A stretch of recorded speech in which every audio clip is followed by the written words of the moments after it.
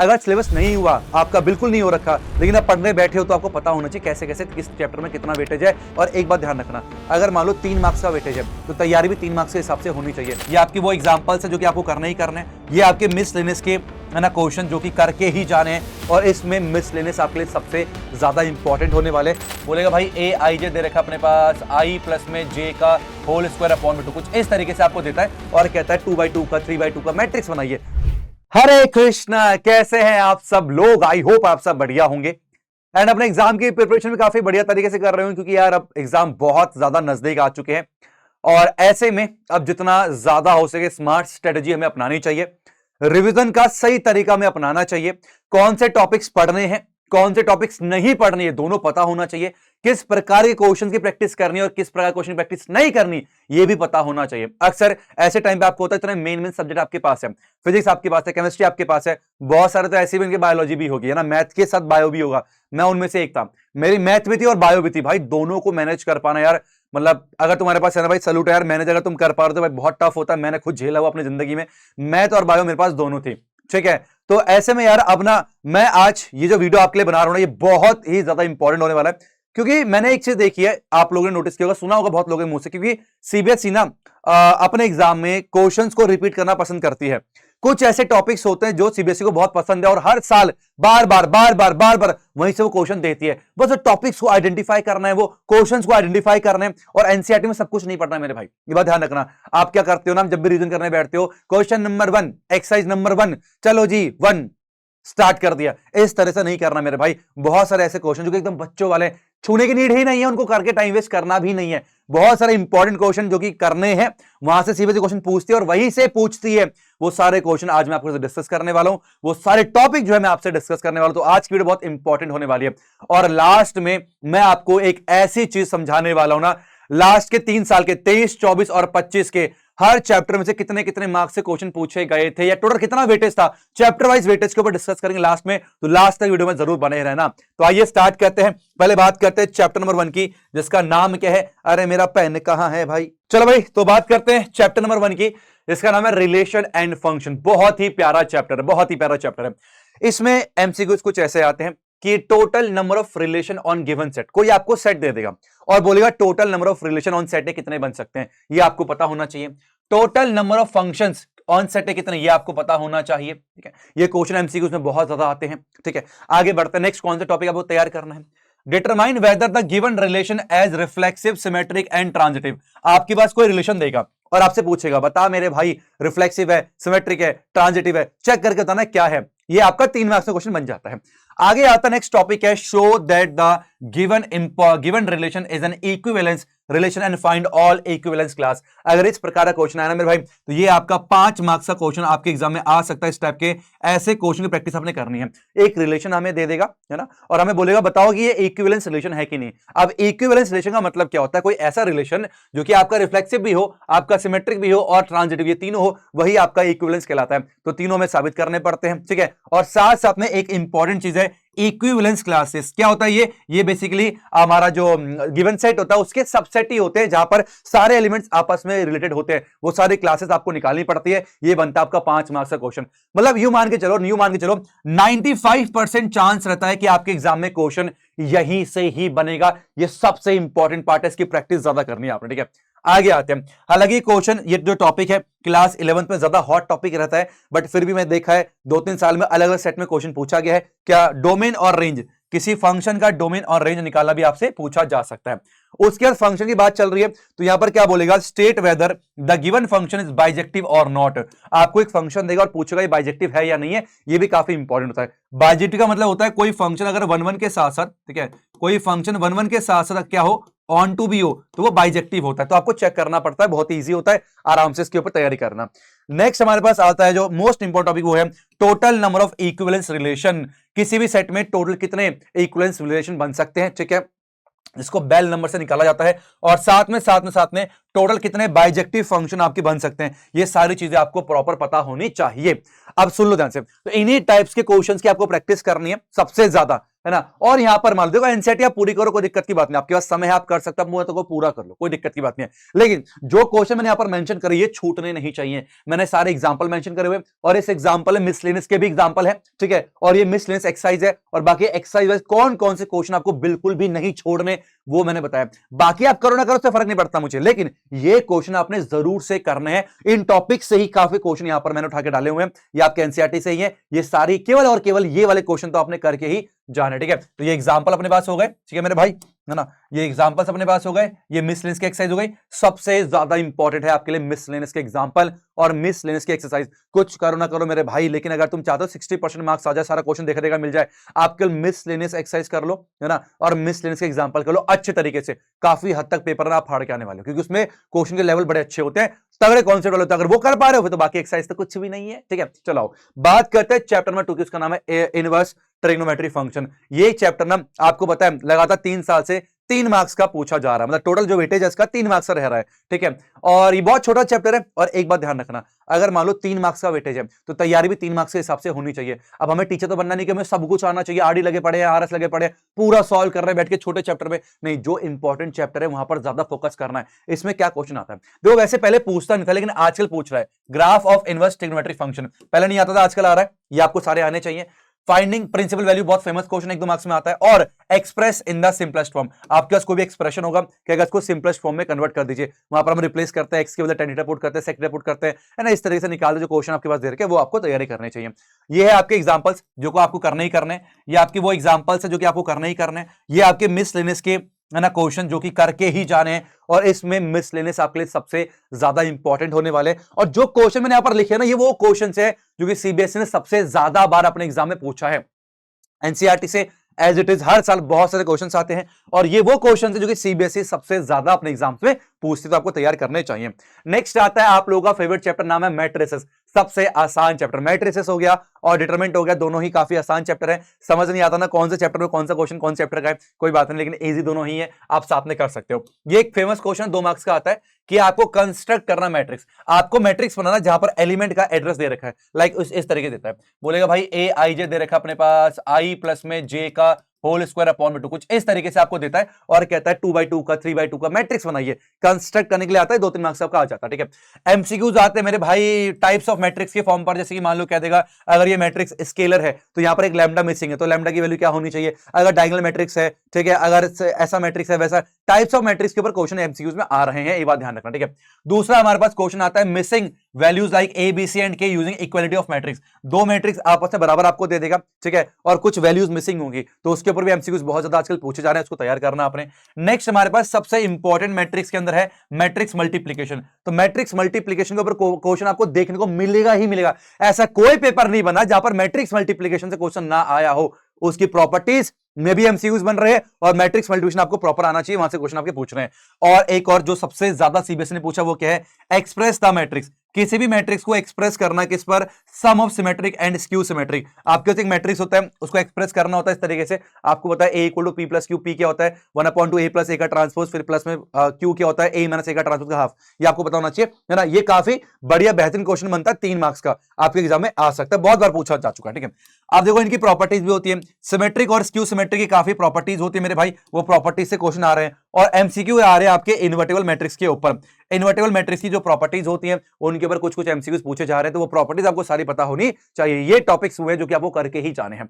बाकी क्वेश्चन है, ठीक है, आप इसका स्क्रीनशॉट ले सकते हो, वरना मैं पीडीएफ अटैच कर दूंगा डिस्क्रिप्शन पे, आप वहां से देख लेना। ये सारे क्वेश्चन तैयार करना, टिक कर लेना अपने एनसीईआरटी बुक में, बुक तो है ना अपने पास, उसमें टिक कर लेना, काम बन जाएगा, ठीक है। आ जाओ नेक्स्ट क्या है, नेक्स्ट चैप्टर डिटरमिनेंट्स के ऊपर सुन से सबसे ज्यादा टॉपिक्स पूछा जा रहा है, show that these points are corner. आपको 3 पॉइंट दे देगा और बोलेगा बताओ प्रूफ करो ये कॉर्नर है। कैसे करोगे, एरिया ऑफ ट्रायंगल की मदद से। अगर 3 पॉइंट कॉर्नर होते हैं तो उस ट्रायंगल का एरिया क्या होता है, 0 होता है, तो उस मदद से हम लोग कॉर्नर को प्रूफ करते हैं, ठीक है। दूसरा हमारे पास आता है फाइंड द वैल्यू ऑफ के if area of triangle is given. Triangle का एरिया दे देगा, क्या के की वैल्यू निकालो, तो वो भी आपको ये क्वेश्चन बहुत ज्यादा पूछे, आपको आने चाहिए। नेक्स्ट अपने पास क्या है, using cofactor of elements of given row and column evaluate the determinant. ठीक है, कोई बोल दिया कि भैया एक काम करो, है ना, कॉलम 2 को आप एक काम करो, कॉलम 2 के कोफैक्टर, है ना, माइनर और कोफैक्टर निकालो और उसी की मदद से आप डिटरमिनेंट निकालो। ये काफी ज्यादा पूछा जाता है। नेक्स्ट अपने पास क्या है, question based on properties of determinant. ये सबसे ज्यादा इंपॉर्टेंट टॉपिक रहने वाला है।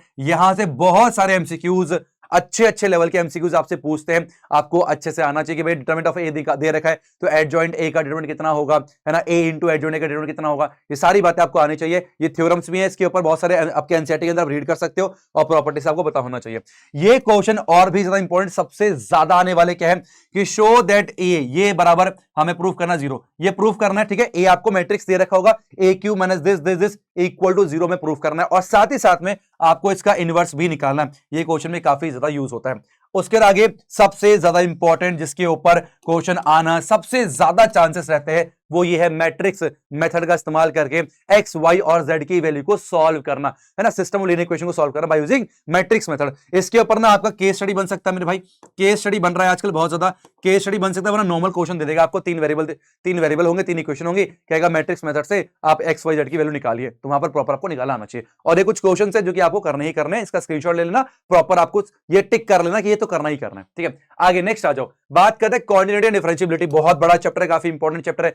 ये तो कंफर्म, ये हर साल का कंफर्म हो गया भैया। क्वेश्चन आएगा किसके ऊपर, फाइंड द वैल्यू ऑफ के, कुछ मिसिंग वैल्यू होंगे लाइक के ए बी कुछ भी, है ना, कहेगा वो वैल्यू निकालो। अगर फंक्शन कॉन्टिन्यूअस है, अगर फंक्शन डिफरेंशिएबल है at x equal to something point पर, तो बताओ के की वैल्यू क्या होगी, ए की वैल्यू क्या होगी, लैम्डा की वैल्यू क्या होगी। ये तो एमसीक्यूज में आजकल आ ही रहा है आपसे। ठीक है, चलो फिर नेक्स्ट हमारे पास बनता है find all the point of discontinuity of a function. कोई फंक्शन आपको दे देगा, कहेगा जितने भी पॉइंट है डिसकंटिन्यूटी के सारे पॉइंट निकाल मारो। ठीक है, ओके, आगे बढ़ते हैं। आपका आएगा डेरिवेटिव, अगर पूछा जाएगा इनवर्स ट्रिग्नोमेट्री फंक्शंस के ऊपर डेरिवेटिव आने के चांस ज्यादा रहते हैं। अभी देखा 2025 में भी क्वेश्चन आया था इनवर्स के ऊपर ही डेरिवेटिव का, मतलब इनवर्स ट्रिग्नोमेट्री प्लस डेरिवेटिव बहुत इंपॉर्टेंट बन जाता है। ठीक है, चलिए लॉगरिथम डिफरेंशिएशन आने के चांस सबसे ज्यादा रहते हैं। Derivative of function in parametric form, parametric form वाले क्वेश्चंस भी काफी ज्यादा आते हैं। लाइक इस तरह के आते हैं, मान लो कोई फंक्शन दे देगा एफ एक्स बराबर कितना, ये देगा cos स्क्वायर एक्स, ठीक है, और मान लो दे देगा जी एक्स बराबर दे देगा ई की पर एक्स। ऐसे बोलेगा कि एफ एक्स को डेरिवेट करो with respect to g x, है ना, differentiate f x with respect to g x. ये ऐसे बोलेगा differentiate cos square x with respect to e की पावर एक्स, है ना। तो यहां पर पैरामीट्रिक फॉर्म का ही इस्तेमाल करके निकालते हैं और लास्ट में 2025 में क्वेश्चन यहां से आया हुआ है। ठीक है, और सेकंड ऑर्डर डेरिवेटिव, मैंने एक चीज और नोटिस करी है पेपर के अंदर, फर्स्ट ऑर्डर डेरिवेटिव और सेकंड ऑर्डर डेरिवेटिव के बीच ना वो आ रहा है और मतलब आपको वो दे रहे हैं, या तो ये कर लो या तो ये कर लो, है ना, चॉइस आ रही है। तो आप देख सकते हो दोनों आपको आने चाहिए, फर्स्ट ऑर्डर डेरिवेटिव सेकंड भी आना चाहिए, चॉइस मिलती है तो और बल्ले बल्ले है। ठीक है, और ये सारे तमाम वो क्वेश्चन है जो कि करके ही जाने हैं। इसकी मिसलेनियस बहुत इंपॉर्टेंट है, हर साल ये वो क्वेश्चन है मेरे भाई, इन क्वेश्चन को मजाक में मत लेना, ये सारे वो क्वेश्चन है जो कि आपके सीबीएसई ने सबसे ज्यादा बार अभी तक पूछे हैं 5 से 6 साल के अंदर, तो ये आपको सारे आने चाहिए। मैंने एग्जांपल में मिसलेनियस के एग्जांपल भी डाले हुए, तो वो भी आप ध्यान रखना। ठीक है, इसका स्क्रीनशॉट लेकर लेना, टिक कर लेना। अब बात करते हैं second most important chapter, application of derivative. और आपको तो आपका दिमाग घूम जाएगा, इस चैप्टर में से ना टोटल 15 मार्क्स का आपका दिमाग घूम जाएगा। 15 मार्क्स का क्वेश्चन पूछा गया था अभी पिछले साल 25 में, 15 मार्क्स केवल और केवल एप्लीकेशन ऑफ डेरिवेटिव में से। इतना इंपॉर्टेंट चैप्टर बन चुका है, बच्चे हल्के में लेते हैं। डेरिवेटिव पूरी जान फूंक देंगे, अरे डेरिवेटिव ठीक है, मैं कहूंगा उससे ज्यादा ध्यान अगर तू देगा ना एप्लीकेशन के ऊपर, मैक्सिमम मिनिमा इंक्रीज डिक्रीजिंग ये कर लिए तो वो अपने आप ही हो जाता है। इसलिए आजकल सीबीएसई फोकस यहां पर कर रहे हैं, क्योंकि उसको बनाने केस कंपिटेंसी बेस्ड क्वेश्चन वो वहां से नहीं बन सकते, यहां से बनते हैं। तो ये बहुत इंपॉर्टेंट चैप्टर, कुछ चैप्टर बहुत इंपॉर्टेंट है भाई, 15 मार्क्स छोटा मोटा नहीं है। 35 का तो कैलकुलस ही है, 15 यहीं से आ रहे हैं, सोचो अब जरा।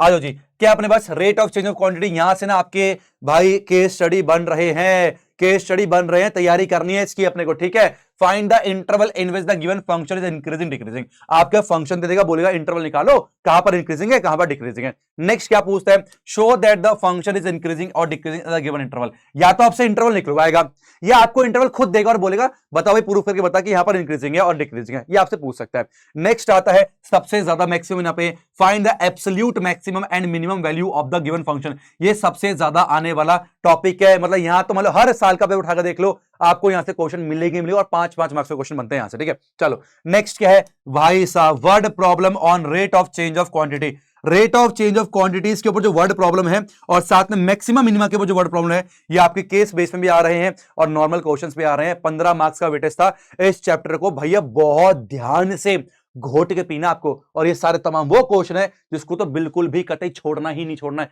ये चैप्टर भैया सही से कर लेना, वरना लास्ट में आपको दिखाऊंगा, मैंने कंपेयर करा हुआ है, आपका दिमाग घूम जाएगा। चलो देखो ध्यान से, इंटीग्रल्स की बात करते हैं। अब बच्चा पता है, एक फैक्ट बताऊं आपको, पूरे साल आपको पता है सबसे ज्यादा फोकस करता है इंटीग्रेशन के ऊपर। सीबीएसई को कुछ भरोसा नहीं है, इंटीग्रेशन के ऊपर ना केवल 4 से 5 मार्क्स का ही क्वेश्चन पूछा गया 2025 में, केवल 4-5 मार्क्स का। सोचो हम सबसे ज्यादा फोकस पे करते हैं, तो प्रिडिक्ट कर पाना थोड़ा मुश्किल हो गया आजकल, ठीक है। पूरा जो कैलकुलस है 35 मार्क्स का, कहां से कितने मार्क्स का है ये बताना मुश्किल है, तो तैयारी भाई जरूरत होनी चाहिए, ठीक है। अब आ जाओ, अब हमारे पास क्या है, इंटीग्रेशन ऑफ ट्रिग्नोमेट्रिक फंक्शन भाई, या इंक्लूडिंग सिंप्लीफिकेशन ऑफ सब्स्टिट्यूशन, ये सबसे ज्यादा इंपॉर्टेंट।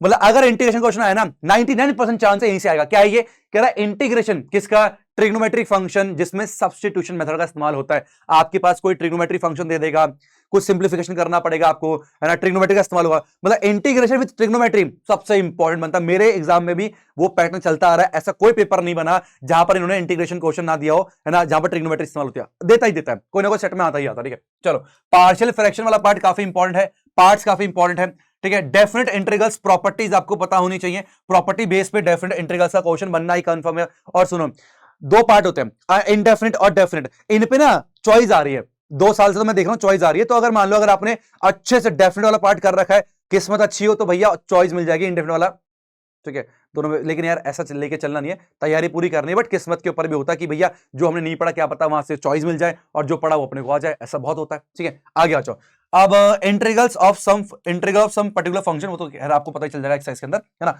और ये सारे एग्जांपल्स है, ये सारे क्वेश्चंस है, मिसलेनियस बहुत इंपॉर्टेंट रहने वाली है, इसके बिना एग्जाम में नहीं जाना। आगे बढ़ता, नेक्स्ट क्या है, अब आता है एप्लीकेशन ऑफ इंटीग्रल्स, बहुत छोटा चैप्टर है, 4 से 5 मार्क्स का, 4 से 5 मार्क्स का आपके बोर्ड एग्जाम्स में आ जाता है यहां से, ठीक है। और एक ही टॉपिक है, एरिया अंडर सिंपल कर्व, ठीक है। ये वो एग्जांपल जो आपको करने हैं, एक्सरसाइज के क्वेश्चन करने हैं, और मिसलेनियस के क्वेश्चन करके जाने, बहुत ही छोटा चैप्टर है, आपको उसी हिसाब से तैयारी करना है, ठीक है। आरडी में बहुत ज्यादा घुसने की नीड नहीं है, area under simple curve, area between curve नहीं है, सिंपल कर्व, वो डिलीट हो चुका पहला वाला, ठीक है। आ जाओ, डिफरेंशियल इक्वेशन भी काफी बढ़िया है, और आपका दिमाग घूम सकता है, 2 या 3 मार्क्स का ही मेरे ख्याल से, ज्यादा 5 मार्क्स का आया था डिफरेंशियल इक्वेशन आपके एग्जाम में सोचो यार, पर ये चैप्टर काफी इजी रहता है। हमारा देखो एमसीक्यूज बन जाता है डिग्री और ऑर्डर के ऊपर, ठीक है। और वेरिएबल सेपरेबल मेथड हमारे पास होते हैं, इसमें होमोजीनियस हमारे पास होता है, ठीक है। और लीनियर डिफरेंशियल इक्वेशन होता है। ऐसा देखा गया है सबसे ज्यादा चांस अगर आपके एग्जाम में आने का होता है वो इसका होता है, लीनियर डिफरेंशियल इक्वेशन के क्वेश्चन सबसे ज्यादा पूछे जाते हैं, ये सीबीएसई का फेवरेट रहा है, ठीक है। उसके बाद हमारे पास जनरल और पर्टिकुलर सोल्यूशन निकालने के लिए भी आपके एग्जाम में आ सकता है, हालांकि हम इन सब मेथड्स में यही निकाल रहे होते हैं, जनरल सोल्यूशन और पर्टिकुलर सोल्यूशन निकालना, इन दोनों में से कोई एक आपके एग्जाम में आ सकता है, ठीक है। ये सारे क्वेश्चन है ना, एग्जांपल्स वगैरह मिसलेनियस, ये सारे आपको करके जाने। और यहां पर देखा गया question as it is repeat हुआ है सीबीएसई ने, इन क्वेश्चनों में से रिपीट किए, तो ये करके जाना है। नेक्स्ट बात करते हैं वेक्टर अलजेब्रा का, है ना। ये आपका काफी फेवरेट चैप्टर, आप फिजिक्स में भी पढ़ते हो इसे, है ना, तो थोड़ा कंफर्टेबल रहते हो, बट काफी बच्चे कंफ्यूजिंग भी रहता है ना बच्चों के लिए। आ जाओ जी, डायरेक्शन रेशियो, डायरेक्शन क्वेश्चन की तैयारी करके जाना भैया, एमसीक्यू जा सकता है, नॉर्मल 2 मार्क्स का क्वेश्चन यहां से बनता है। Triangle law and parallelogram law of vector addition, है ना, ये भी पूछा जाता है। ओके, यूनिट वेक्टर के ऊपर क्वेश्चन बहुत आता है कि भैया इस डायरेक्शन में एक यूनिट वेक्टर निकालो, एक वेक्टर दे देगा और उस डायरेक्शन में एक यूनिट वेक्टर आपको निकालना पड़ता है। नेक्स्ट, सेक्शन फार्मूला के ऊपर क्वेश्चन मैंने देखा काफी बार सीबीएसई ने पूछा है, ये आपको प्रॉपर पता होने चाहिए। Problem on scalar product and vector product, scalar product और वेक्टर प्रोडक्ट के ऊपर क्वेश्चंस आपको आने चाहिए, ठीक है, काफी अच्छे क्वेश्चन पूछे जाते हैं ऐसे। Projection of a vector on a line, ये भी काफी इंपॉर्टेंट टॉपिक है मेरे भाई। Finding the area of triangle, है ना, ट्राइंगल पैरेललोग्राम यूजिंग, ये क्या है, अच्छा, finding the area of triangle, है ना, ट्राइंगल का एरिया निकालना है और पैरेललोग्राम एरिया निकालना है यूजिंग वेक्टर मल्टीप्लिकेशन, ठीक है, वो भी आपको आना चाहिए। Finding area angle between 2 vector, 2 vector के बीच में एंगल, ये हमें आना चाहिए। और साथ ही साथ में क्या है अपने पास, using vector show that these 3 points are corner, ये भी काफी हॉट टॉपिक रहता है। ये वो टॉपिक से जाके बार बार क्वेश्चन पूछे जाते हैं, और ये टॉपिक से रिलेटेड ही सारे क्वेश्चन है, और ये सारे क्वेश्चन आपको करने हैं, इसके बिना नहीं जाना। नेक्स्ट अपने पास आता है 3D ज्योमेट्री, ये भी काफी इंटरेस्टिंग, पहले बहुत वास्ट चैप्टर था, लेकिन अब ये चैप्टर काफी छोटा कर दिया गया, और जब से छोटा किया बहुत आसान भी कर दिया गया, ठीक है। अब सुनो ध्यान से, question based on direction ratio and direction question of a line, यहां पर भी आपका होता है। देखो बेसिकली लाइन का मतलब क्या है, वेक्टर का मतलब क्या है, वेक्टर को डायरेक्शन दे, मतलब किसी लाइन को डायरेक्शन दे दो, directed line is known as vector, ठीक है। और उसी लाइन को जब 3D में पढ़ते हैं सारा, वो 3D ज्योमेट्री कहलाएगा। लाइन को 3D स्पेस में पढ़ते हैं बस, और कुछ भी नहीं करते। प्लेन वाला पार्ट डिलीट हो चुका है, वो हमें पढ़ना ही नहीं है, बहुत आसान चैप्टर हो चुका है, ठीक है। Finding the equation of a line in a space, ठीक है, यहां पर दो अलग अलग पार्ट्स होते हैं, वो आप कर लेना। एंगल बिटवीन टू लाइन, वो काफी इंपॉर्टेंट है। Distance between two skew lines, यहां से ना मैंने चीज देखिए, यहां से बहुत सिंपल क्वेश्चन आते हैं, या तो आपका एंगल बिटवीन टू लाइन आ जाएगा, या फिर स्क्यू लाइन के जो डिस्टेंस निकालना है, पैरेलल लाइन के जो डिस्टेंस निकालना है। ये कुछ ऐसे हैं जो कि मतलब आपको देखने को मिलेंगे। देखो पूरा पेपर टफ नहीं बनता, ठीक है, लेंथी बनता है, ठीक है। तो ये टॉपिक्स हुए हैं जो आपको तैयार करने हैं, है ना। आप भले पूरा ना पढ़ो, पर इन टॉपिक से रिलेटेड अगर आप क्वेश्चन ढूंढ कर लोगे सारे के सारे, तो ऑलमोस्ट आपका काफी बढ़िया हो जाएगा, ठीक है। टाइम वेस्ट बिल्कुल नहीं करना मेरे भाई। Questions on based on finding the foot of perpendicular, okay, ये भाई सबसे ज्यादा इंपॉर्टेंट, वेरी वेरी इंपॉर्टेंट है मेरे भाई। अगर ये एग्जाम में आया तो 5 मार्क्स का आएगा, और 2025 में ये क्वेश्चन आया हुआ है। 2000 क्वेश्चन में क्वेश्चन आया, 2025 में क्वेश्चन आया हुआ है, क्या है, question based on finding the foot of perpendicular, नहीं, ये वाला या फिर ये वाला, दोनों आए हुए हैं। Finding the coordinate of an image of a given point, कोई पॉइंट दे देगा आपको, ठीक है, और एक लाइन दे देगा आपको, बोलेगा इसकी इमेज निकालो, यहां पर क्या निकल कर आएगी। ये क्वेश्चन भी काफी तगड़ा बन जाता है मेरे भाई।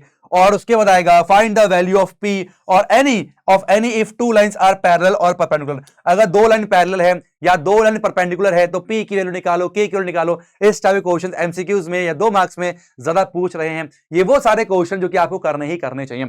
इसके बाद नेक्स्ट अपने पास सबसे प्यारा चैप्टर आता है, वो आता है लीनियर प्रोग्रामिंग का।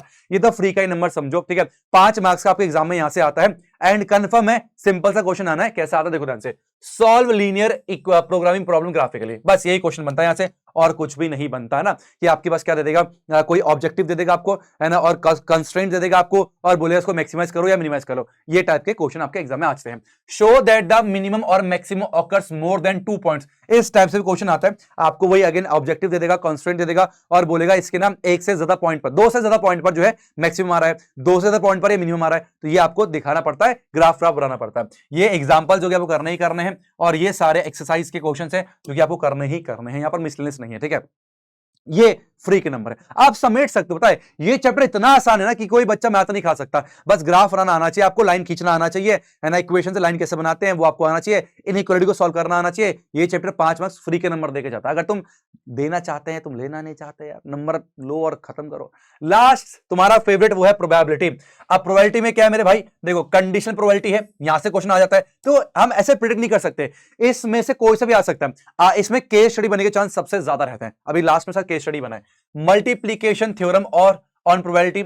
एमसीक्यूज बनते हैं इंडिपेंडेंट इवेंट्स के ऊपर, बेस थ्योरम और थ्योरम ऑफ टोटल प्रोबेबिलिटी। सबसे ज्यादा चांस यहीं से रहता बनने का, ठीक है, यहां से क्वेश्चन बनने के चांस सबसे ज्यादा रहते हैं। और केस बेस्ड क्वेश्चन पे 4 मार्क्स का ये आपका बेस थ्योरम या total theorem of total probability का क्वेश्चन बन जाता है, ठीक है। आगे आते हैं question based on property related two sets, set से रिलेटेड प्रॉपर्टी के ऊपर भी प्रोबेबिलिटी के काफी क्वेश्चन आपके एग्जाम में बन जाते हैं। तो आपको प्रॉपर सेट की नॉलेज होनी चाहिए, ठीक है, डी मॉर्गन लॉ आपको पता होना चाहिए, सारी बातें आपको पता होनी चाहिए, तब आप जाके आप ये इस प्रकार के क्वेश्चन को सॉल्व कर पाओगे। ये सारे वो एग्जांपल है जो कि आपको करने हैं, और ये सारे एक्सरसाइज के क्वेश्चंस हैं, और ये मिस लेने से वो क्वेश्चन जो कि आपको करके ही जाने हैं।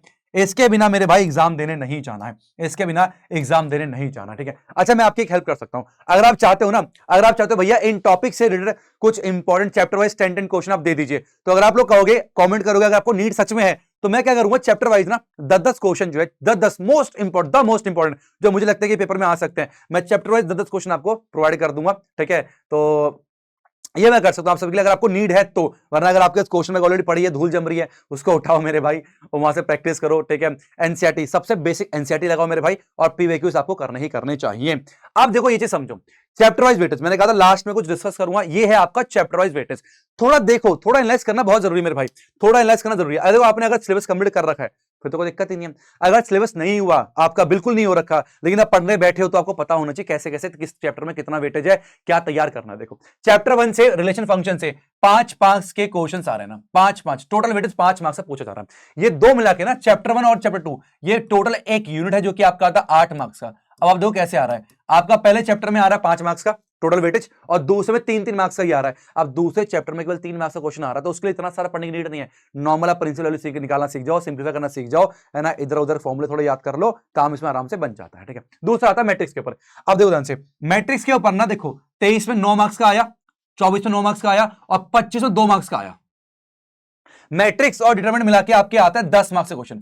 आपके टोटल 10 मार्क्स से क्वेश्चन आता है मैट्रिक्स और इसको मिला के, है ना। अब पता नहीं है मैट्रिक्स से 25 में 2 क्वेश्चन 2 मार्क्स का आया और डिटरमिनेंट से आया 8 मार्क्स का। ख्याल कि दोनों चैप्टर एक ही लगते हैं मेरे को, तो ठीक है। तो ये वेटेज 2 का मिला के 10 मार्क्स का है, कहां से कितना आएगा पता नहीं लगा सकता, ठीक है। अब यहां पर देखो क्वांटिटी डिफरेंशियलिटी में 23 में 8 मार्क्स का आया, 24 में 10 मार्क्स का आया, 25 में 9 मार्क्स का, एवरेज 8-9 मार्क्स का क्वेश्चन यहां से आ रहा है। और ये देखो एप्लीकेशन ऑफ डेरिवेटिव में 23 में 6 मार्क्स का क्वेश्चन आया था, 24 में 11 मार्क्स का और 2025 में 15 मार्क्स का क्वेश्चन पूछा गया है आपका यहां से, कहां से, एप्लीकेशन ऑफ डेरिवेटिव से। मैक्सिमम मिनिमम बहुत इंपॉर्टेंट है, इंक्रीजिंग एंड डिक्रीजिंग बहुत इंपॉर्टेंट है, और रेट ऑफ चेंज को तीनों में से क्वेश्चन आ गया था, तीनों में से आ गया था भैया। वो ट्रेंड चेंज हो गया, पहले कम आता था और पहले इंटीग्रेशन देखो कितना ज्यादा आता था, पहले इंटीग्रेशन बहुत ज्यादा आता था। अब बच्चों ने क्या करना शुरू करा, सिर्फ इंटीग्रेशन इंटीग्रेशन लो इंटीग्रेशन। 4 मार्क्स 2024 में, 5 मार्क्स 2025 में। तो कोई भी चैप्टर हल्के में ले सकते हैं। हो सकता है कि अब की बार देखो हम इसको देखें अंदाजा लगा सकते हैं कि इंटीग्रेशन चीजें घट रही हैं। एटलीस्ट उम्मीद करता हूं मैं तो 1 साल और इंटीग्रेशन से थोड़े कम क्वेश्चन पूछने चाहिए इस ट्रेंड को हिसाब से। लेकिन बाकी तैयारी तो पूरी होनी चाहिए मेरे भाई, इनका भरोसा नहीं है यहां से 20 मार्क्स का आ जाए और यहां से 3 मार्क्स का आ जाए, कुछ भी हो सकता है मेरे भाई, कुछ भी हो सकता है, ठीक है। अब एप्लीकेशन ऑफ इंटीग्रेशन इंटीग्रल में से 23 में 5 मार्क्स का, यहां पर 6 मार्क्स का और लास्ट में 4, तो 4-5 मार्क्स का एवरेज रहता ही रहता, ठीक है। अब ये देखो डिफरेंशियल इक्वेशन कहां गया, डिफरेंशियल इक्वेशन में से केवल 2 मार्क्स का क्वेश्चन आया था आपका 25 में, केवल 2 मार्क्स का, 4 मार्क्स का 24 में। आप इसको समझो, सबसे ज्यादा आपको ये 2 चैप्टर को लगाने हैं, ये 2 चैप्टर सबसे ज्यादा लगाने, ये काफी इजी रहता है, ये तो इजी रहता है। और अगर मान लो इंटीग्रेशन इनके हिसाब से नहीं भी हो रहा तो उतना कर लो, इतना काम चल जाए। 2 पार्ट है, डेफिनेट है और इनडेफिनेट है, आप कोई एक पार्ट कर लो, या तो डेफिनेट कर लो, मैं उनकी बात कर रहा हूं जिन्होंने कुछ नहीं पढ़ा हुआ, आप समय नहीं है ना, तो या तो आप डेफिनेट कर लो या इनडेफिनेट वाला कर लो, कोई एक कर लो, इसके भी ना ऑप्शंस आ रहे हैं, करोगे चल जाएगा काम, ठीक है। तुक्का लगा सकते, कोई दिक्कत नहीं। वेक्टर अलजेब्रा देखो वही एवरेज है, 5-6 मार्क्स का रह रहा है अपने पास, ठीक है। 3D ज्योमेट्री आपका 7, 9 और 8 दोनों मिला के ना, दोनों मिला के आपका 14 मार्क्स का आता है। ये 5 चैप्टर मिला के आपका 35 मार्क्स का एक यूनिट बनता है, इसको कैलकुलस बोलते हैं ना, कैलकुलस बोलते हैं, ठीक है। नेक्स्ट हमारे पास आता है लीनियर प्रोग्रामिंग, ये एक क्लोजर चैप्टर है, 5-5 मार्क्स का वेटेज रखता है, 5-5-5, ये तो आपको करना ही करना है। 25 में यहां से एक एमसीक्यू आया था, एक 3 मार्क्स का आया था शायद, या 2 एमसीक्यू आए थे, 3 मार्क्स का था, 5 मार्क्स टोटल वेटेज रहा था यहां से। और प्रोबेबिलिटी पहले बड़ी थी लेकिन अब तो काफी इजी हो गई प्रोबेबिलिटी, केवल आपको पता है क्या टॉपिक पढ़ना है, आपको कंडीशनल प्रोबेबिलिटी पढ़नी है, बेस थ्योरम आपको पढ़ना है, ठीक है, और 2-3 टॉपिक्स ही अपने पास, मल्टीपल थ्योरम पढ़ना है, खत्म, 3 टॉपिक्स आपको पढ़ने हैं और वहां से आपका टोटल 8 मार्क्स का वेटेज है। तो मैं तो ये कहूंगा अगर तुम्हें इंटीग्रेशन तुमसे नहीं बनना ना, इंटीग्रेशन को साइड कर दो, आप प्रोबेबिलिटी पे फोकस करो। प्रोबेबिलिटी आसान भी है, समझ में आ जाएगी, यहां फोकस करो, इस पे फोकस करो, इस पे फोकस करो। 8 और 5 कितने हो गए, 8-5 आपके 13 मार्क्स हो गए। जो चैप्टर आपसे नहीं बन रहे बहुत ज्यादा तो टॉर्चर मत करो, साइड में कर दो भाई, अभी समय नहीं है तुम्हारे पास इतना। लेकिन जो चैप्टर आसान है पहले धीरे धीरे मार्क्स को जोड़ना शुरू करो, ये आपके 8-5 13 मार्क्स बन जाएंगे। ये ऊपर के 4 चैप्टर बहुत इजी होते हैं, 8 और 10 18 यहां बन गए, 8-5 13 यहां पर हमारे पास बन गए। इस तरीके से मार्क्स को जोड़ते रहो और कैलकुलस में भी तोड़ लो अपने आप को ना। तोड़ना कैसे, चैप्टर नंबर 8 कर लिया, वो काफी इजी रहता है, 9 काफी इजी रहता है, 5 कर लिया, उसमें 2 पार्ट है, क्वांटिटी अलग है, डिफरेंशियल अलग है, और आप देखोगे तो काफी मजा आएगा, मतलब पढ़ने बैठ जाओ, मैं तो ये कहूंगा, ठीक है। तो यार ये कुछ एनालिसिस है, तो इसको देख के दिमाग की बत्ती जली की नहीं जली, ठीक है। और अगर आप ये सोचते हो कि यार मैं 25 का पेपर देख के अंदाजा लगे, अच्छा इंटीग्रेशन तो केवल 3 मार्क्स का आ रहा है, 4 मार्क्स का आ रहा है, मैं इंटीग्रेशन छोड़ दूंगा, स्किप किया जा सकता है अगर तुमने नहीं पढ़ा। बाकी पढ़ने वाला बच्चा तो सारा पढ़ेगा, सब कुछ पढ़ना भैया, कुछ नहीं छोड़ना, ठीक है, कुछ भी नहीं छोड़ना। चलो भाई इतना था। बाकी अगर आप चाहते हो आपको क्वेश्चन सेंड कर दूं, कमेंट कर देना। ये मेरा ऑफिशियल टेलीग्राम चैनल है, ठीक है, अपना ऑफिशियल टेलीग्राम चैनल है, तो यहां पर मैं आपको चैप्टर वाइज जो है क्वेश्चंस भेज दूंगा अगर आप चाहते हो तो। और पीवाईक्यूज भी बच्चों की डिमांड रहती है कि भैया चैप्टर वाइज पीवाईक्यूज मिल नहीं रहे, तो चैप्टर वाइज 5 साल के पीवाईक्यूज भी मैं पूरी कोशिश करूंगा जितनी जल्दी हो सके इस टेलीग्राम चैनल पे मैं आपको प्रोवाइड करा दूं। बस भाई बाकी इतना ही है, जो इंपॉर्टेंट टॉपिक्स डिस्कस करा है मैंने उसको अच्छे से तुम लोग कर लेना, अच्छे से मतलब अच्छे से जो क्वेश्चन दिए हैं उसको बिल्कुल भी नहीं छोड़ने हैं। बाकी मिलते हैं नेक्स्ट क्लास में, मतलब नेक्स्ट लेक्चर में या नेक्स्ट वीडियो पे किसी और टॉपिक को लेके। बाकी कोई और टॉपिक और वीडियो चाहिए, परेशान कर रहा है तुम्हें, तो प्लीज मुझे कमेंट सेक्शन में बताना, मैं सबके कमेंट रीड करूंगा, ठीक है। मिलते हैं, thank you so much, bye bye bye bye bye bye, Hare Krishna bye bye bye bye.